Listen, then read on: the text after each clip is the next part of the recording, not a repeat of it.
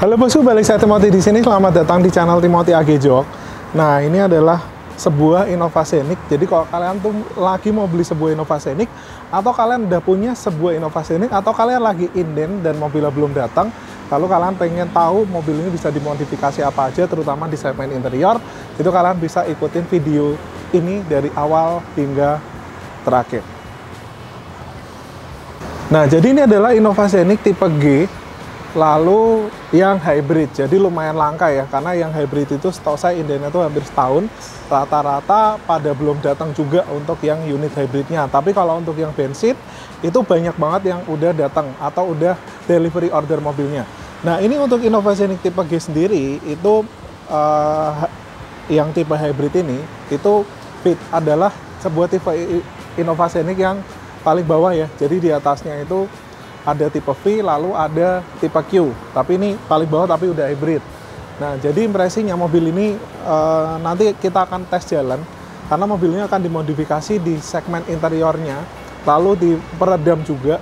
Jadi interior apa aja yang kita kerjain itu di bagian jok kulit, lalu dashboard, lalu door trim, lalu console box, lalu ada pengecatan interior menggunakan piano black dan juga menggunakan warna dark grey metallic. Jadi dark grey metallic itu kita terinspirasi dari Lexus. Nah, warna-warna Lexus yang tahun 2022 yang hybrid-hybrid juga, itu warnanya udah dark grey metallic, dan kita aplikasiin ke sebuah Innovazenik ini. Nah, kita akan bahas tips modifikasi dari saya. Kalau misalkan punya sebuah Innovazenik juga, kita bahas sampai kaki-kaki juga, kita bahas sampai lampu juga, karena modifikasi harus menambahkan nilai fungsionalnya seperti di mobil sebuah Innovazenik sini. Jadi kalau kalian pengen tahu tentang modifikasinya, kita bahas satu-satu. Nah, jadi sebuah Innovazenik yang tipe G itu dia lampunya cuma satu, cuma headlamp doang. Lalu di bagian bawahnya juga nggak ada fog lamp. Nah, jadi keluhan dari ownernya, mobil ini tuh kurang terang. Nah, ini proyektornya udah dimodifikasi menggunakan proyektor dari Pro 7 yang kecil ya.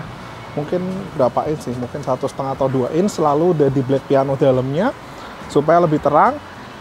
Lalu di sini masih standar, kan rame banget ya Innovazenik yang DRL-nya sini itu diganti menggunakan DRL tipe Q Modelista.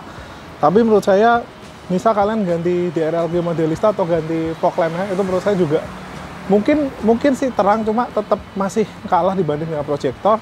Lebih baik kalian pasang proyektor aja sekalian, atau kalian bisa pasang mini proyektor kayak di sini atau di sini, itu masih bisa ya kalian modifikasi lampunya. Nah, biasanya kalau untuk lampu itu sebenarnya kalau misal kalian modifikasi di headlamp, itu selain kalian dapat terangnya, itu kalian juga bisa dapat estetikanya. Jadi mobilnya lebih kelihatan keker, lebih kelihatan garang karena bisa di blackout. Kalian bisa mainin warna-warnanya, kalian bisa blackout, kalian bisa bikin black chrome, kalian bisa bikin merah, hijau, terserah lah. Cuma lebih stylish aja menurut saya kalau misal kalian modifikasi dengan proyektor seperti ini. Nah, lalu kalau misal kalian punya Innovazenik atau lagi di Innovazenik, itu kayak di sini chrome-nya, itu juga kalian bisa lakukan aplikasi kayak black piano, atau kalian bikin black chrome di bagian sini. Lalu di sini kalian sebenarnya juga bisa cat, karena ini warnanya menurut saya warna abu-abunya itu kelihatan kumel ya. Kalau yang aslinya itu kalian bisa lakukan pengecatan dengan yang lebih glossy, atau mungkin kalian bisa bikin black dog sekalian supaya lebih cakep. Dan ini kalau misal dicat black piano, ini kayaknya mobil ini jadi cakep banget. Dicat di bagian over fendernya, cladding-claddingnya semua dicat black piano, otomatis tampilannya jadi lebih keker. Nah, lalu logonya sendiri ini sebenarnya chrome-nya, itu kan bisa lihat chrome-nya itu dia agak butek, kayak chrome-nya Mercy gitu ya. Jadi bukan chrome asli, cuma bukan chrome yang mengkilap kayak gini. Jadi kalau kalian black chrome mungkin hasilnya tetap seperti ini, walaupun tetap seperti mengkilapnya seperti ini, tapi dengan warna yang lebih gelap seperti itu. Nah, ini posisi lampu kotanya, kan bisa lihat ini posisi lampu kota. Di sininya dia udah nyala. Kita pasang lampu dekatnya, low beam. Nah, lampu dekatnya seperti ini. Ini kan bisa lihat lampu dekatnya, dia tetap 2 mata. Lampu dekatnya seperti ini. dan itu cut off-nya. Bisa lihat.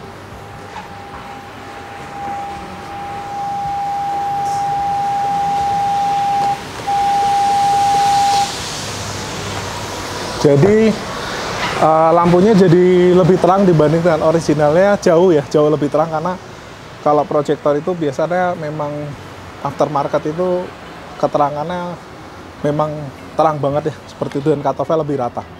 Kalau aslinya kan LED, di bagian atas ditembak ke bawah, pancarin ke depan, seperti itu. Nah, tapi memang kalau udah modifikasi seperti ini, kalau kalian mau balikin lagi, kalian mesti beli headlamp yang baru, lalu kalian pasangin. Soalnya kalau udah dicat gini kan nggak bisa balik lagi ya, seperti itu. Tapi nggak masalah selama fungsionalnya masih dapat. Nah, kita bahas dari segmen kap mesinnya. Ini dia gede banget, seperti Fortuner ya. Kalau Innova kan dia lebih flat, ini banyak kontur-kontur. Lalu di sini tetap nggak ada karetnya.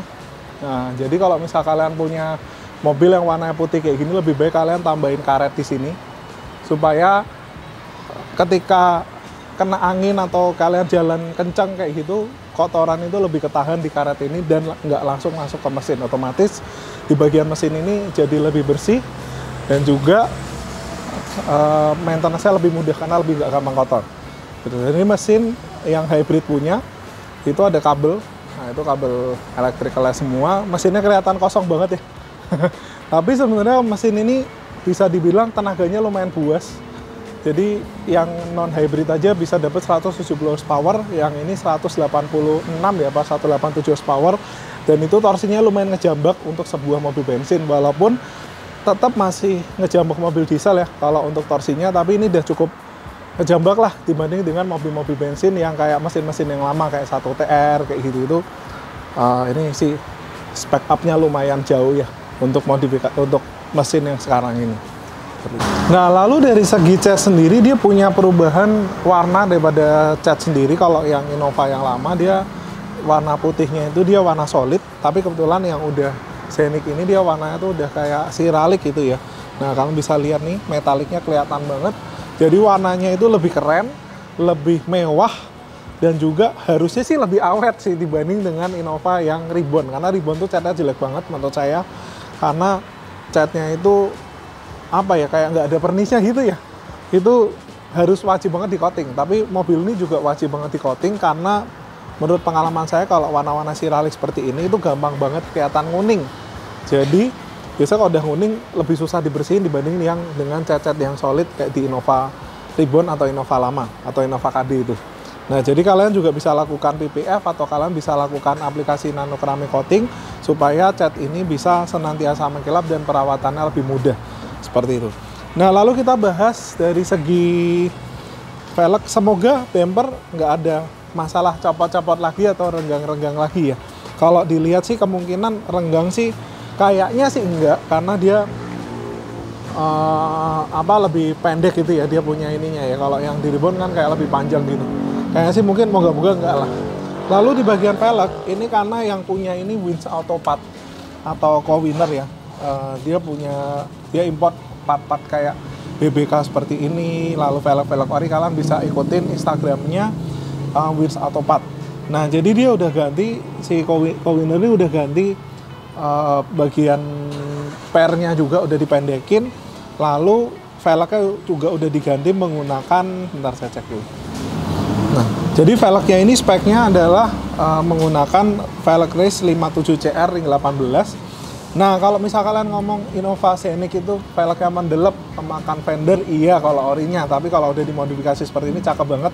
Ini speknya dia menggunakan velg race 57CR lebar 9,5, ET-nya 38. Nah, dengan lebar 9,5 ET 38 aja itu dia udah rata fender. Apalagi kalau ET-nya 25 atau ET 22 itu dia bisa keluar fender. Nah, jadi Innova Scenic ini menurut saya Ribbon lebih nggak masuk akal lah, karena pakai ET 22 aja dia baru rata fender gitu.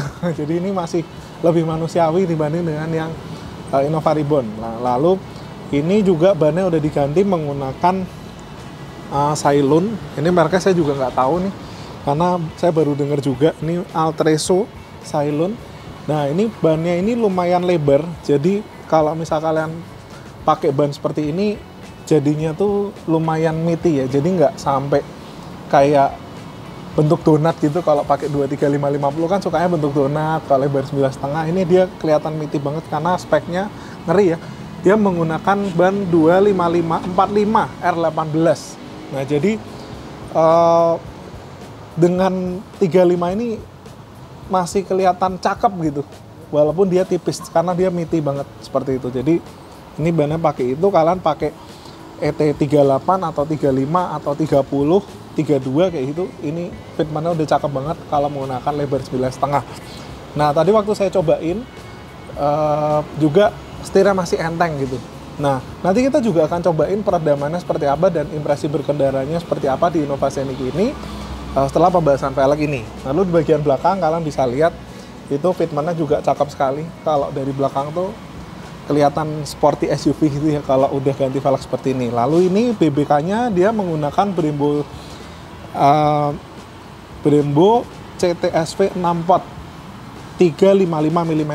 Nah kalau kalian pengen pasang BBK kalian bisa hubungin Kowiner di Wins Autopart, Instagramnya namanya Wins Autopart.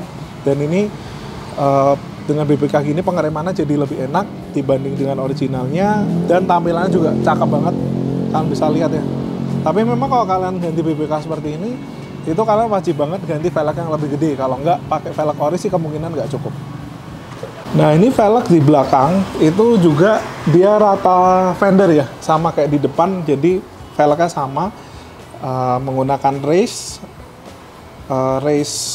57CR ring 18 lebar 9,5 ET38, cakep sekali. Tapi memang kalau kalian ganti ban seperti ini ya mungkin ada baiknya kalian kalau ada budget lebih pakai yang 255, atau kalau budget kalian terbatas kalian bisa pakai ban-ban kaum rakyat ya, 235-50 R18.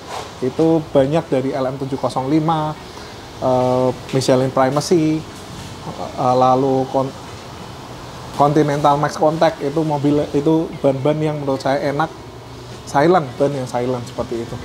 Nah yang belakang, jadi kata Kowiner kemarin juga, misal kalian mau pasang BBK di bagian belakang itu enggak, kalian bisa tambah modul untuk bagian handbrake-nya, karena handbrake-nya itu ada satu motor lagi untuk ngelok brake belakang yang connecting ke handbrake-nya. Itu harganya 8,5 juta atau 9 juta khusus untuk ngaktifin handbrake-nya. Jadi kalau misal ganti BBK itu nggak bisa pasang handbrake-nya, jadi nggak bisa, itu menurut saya nggak, harusnya bisa, cuma memang harus ada tambahan motor lagi untuk khusus untuk handbrake-nya seperti itu. Nah di sini kita akan cobain mobil ini peredamannya seperti apa, impresi berkendara seperti apa, kita habis ini tes keluar. Nah jadi mobil ini tuh torsinya lumayan instan nih, seperti mobil diesel kan, kalian bisa lihat ini saya lagi slow 20 km/jam, saya becepol tuh udah 80 cepat banget ya. Jadi mobil ini tuh sebenarnya rasa-rasanya tuh mesinnya, karakter torsinya gede, HP-nya lumayan gede, tapi hemat tuh 112 ya, 7 mah 112 kali ya, 112 atau 13an lah, sekitar segitu. Nah ini mobil ini udah diperedam. Nah, kita tes kalian peredamannya. Peredamannya itu kita akan tes di jalan 60 km/jam sama 80 km/jam, atau 40 lah, 50 kan kita rata-rata di jalanan tuh 50 km/jam. Nah sekarang kita mulai cek 50 km/jam itu dapat berapa dB meternya.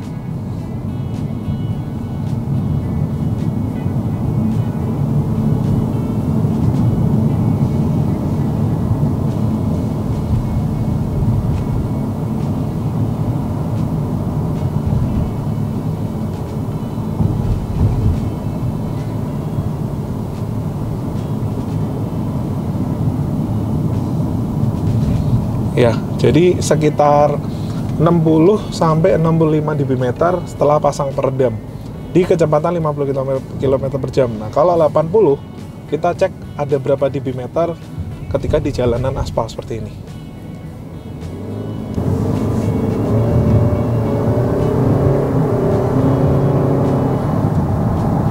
Nah, Nah, ini kita udah di kecepatan 80 km per jam.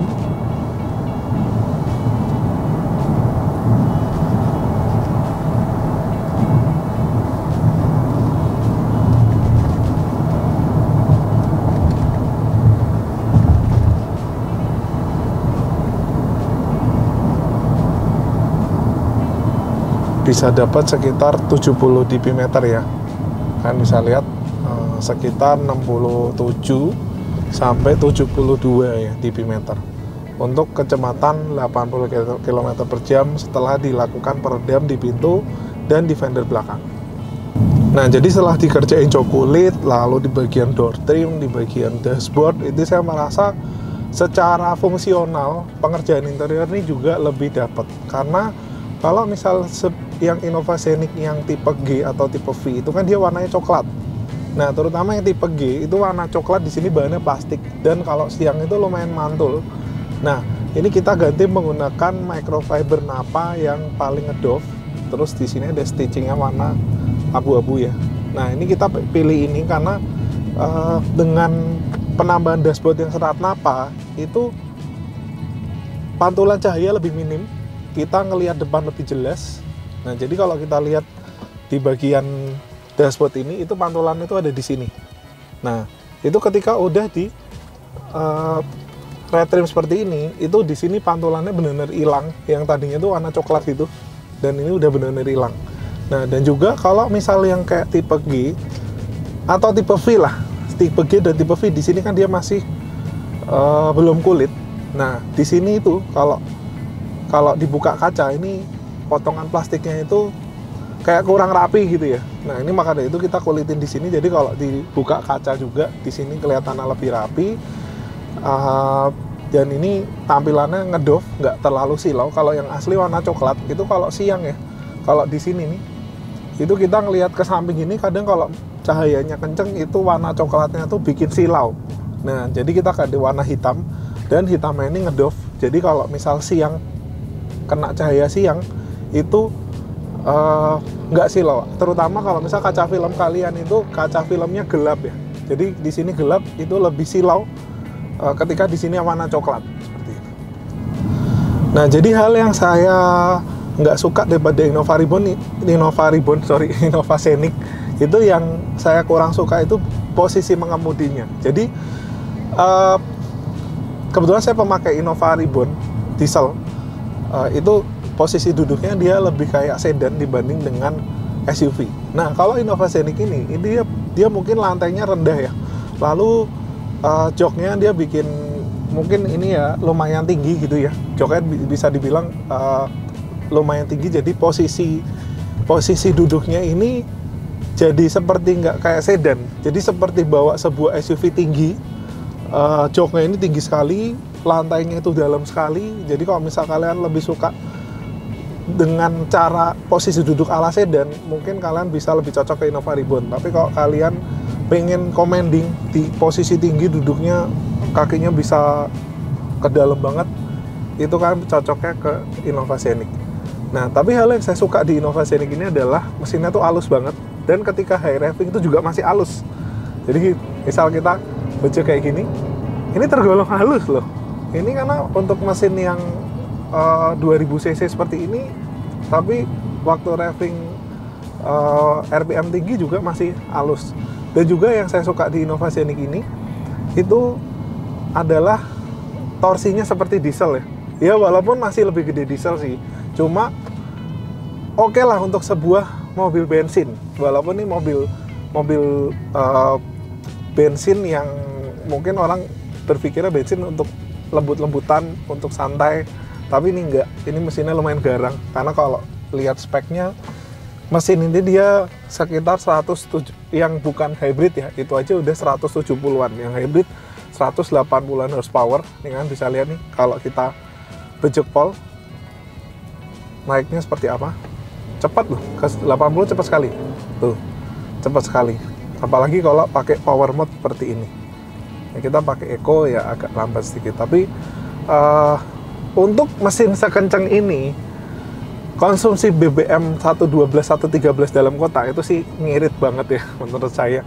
Tapi memang kalau misal kalian punya inovasi ini seperti ini dengan mesin yang baru ini, kalau nggak salah MX-20 FKS atau FXS gitu ya, antara dua mesin itulah pokoknya, itu yang dipakai di hybrid sama enggak, itu kalian wajib banget pakai oktan yang tinggi. Nah jadi kalau misal saya punya mobil ini, itu saya juga bakalan isi ke Pertamax turbo. Kenapa Pertamax turbo? Karena Pertamax biasa dan Pertamax turbo selisihnya sekarang udah dikit ya, jadi mending ke Pertamax turbo sekalian, seperti itu. Nah, hal yang menurut saya juga kekurangan sebuah inovasi ini adalah di bagian sininya itu belum kulit ya. Jadi yang tipe G itu dia di sininya masih full plastik, belum kulit. Nah itu seringkali kalau kita nyandar ini, walaupun dia sebenarnya posisinya tuh nyaman, kalau di Innova Reborn kan dia di sininya pendek, ininya untuk Innova Seri ini lumayan tinggi, jadi posisi drivingnya tuh enak banget kalau kalian jalan ke luar kota. Ini posisi drivingnya tinggi, jadi di sini pas, di sini juga masih oke. Untuk saya yang tingginya 175, di sininya juga tinggi, tidak seperti Innova Reborn yang pendek.